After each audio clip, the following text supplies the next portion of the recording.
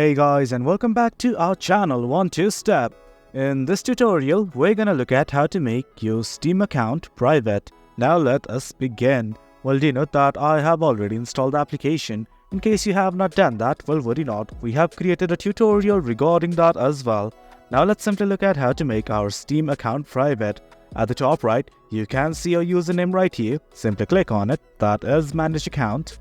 Once you do, all you need to do is click on View My Profile. Click on it right now. And guys, this is it. This right here is my profile. Now all I want to do is change my privacy. To do that, you can simply click on this button called as Edit Profile. Click on it, and likewise you will be redirected to this page.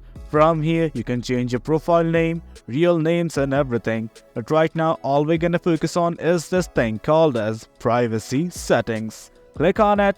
And guys, this is it. As you can see, my basic details are public right now. And I want to change my profile to private. Right next to my profile, you can see a drop down like this. Click on it and just select Private.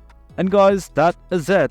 That is how you make your account private in Steam. Hope you guys found this video informative, and for more content like this, do remember to hit like, share and subscribe.